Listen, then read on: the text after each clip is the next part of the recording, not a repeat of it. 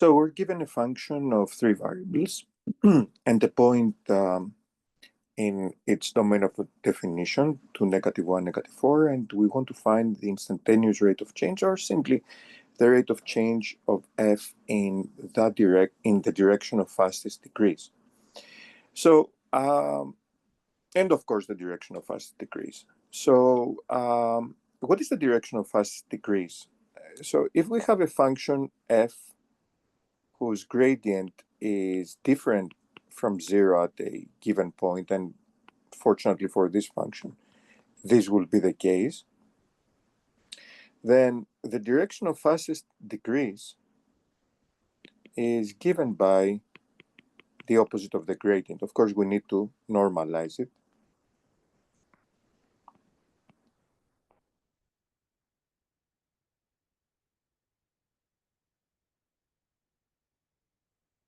So what we're looking for is pretty much this. And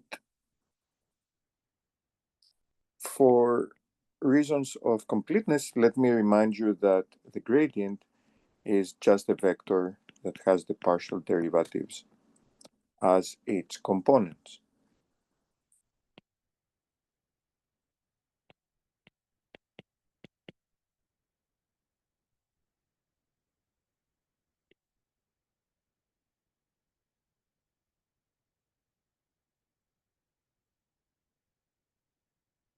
Finally, let's recall that the rate of change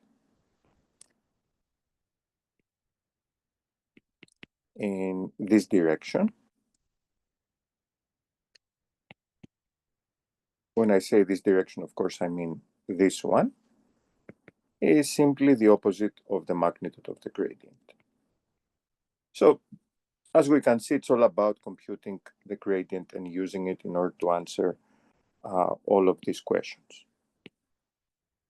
So let's do it.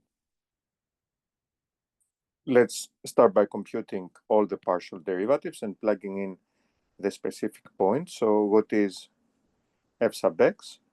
It's going to be 1 over pretty much the quantity x squared minus y cubed plus z times the partial of that quantity with respect to x, which is 2x. That's the chain rule. And if we plug in 2, -1 and -4, which is the specific point, then we're going to get 1 over 1 times 2 times 2, which is 4. Okay, let's do this now for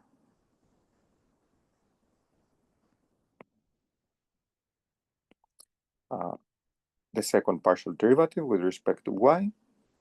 Same story. This will be 1 over x squared minus y cubed plus z.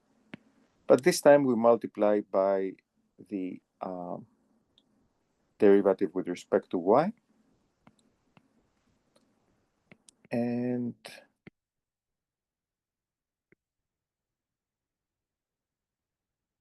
what we will get is 1 over 1 times -3 times -1 squared, which will give us -3.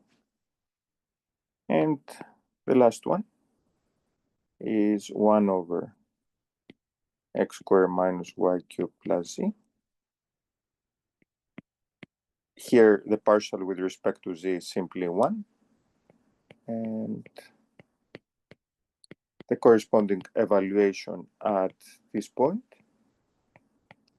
will be simply 1. So what is the gradient?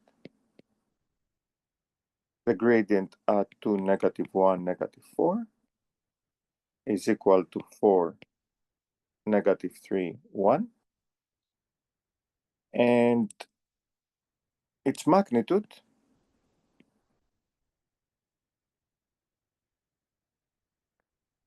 is square root of what? You have 16 plus 9, that's 25, plus 1, that's 26.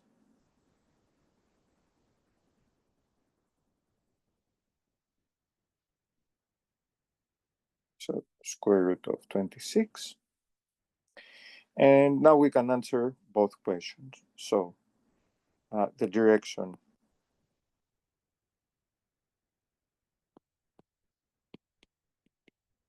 of fastest decrease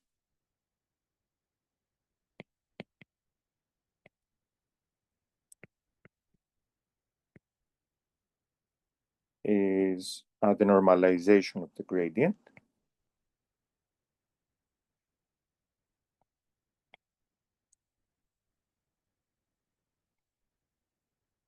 And the rate of change in the direction of fastest decrease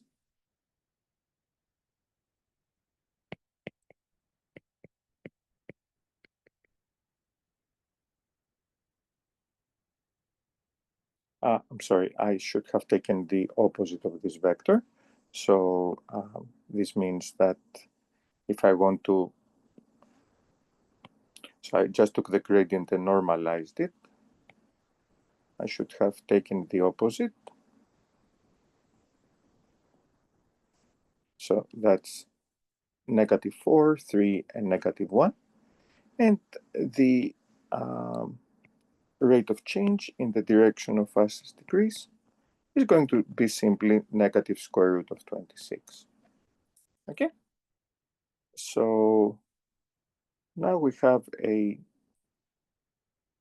an answer to both questions.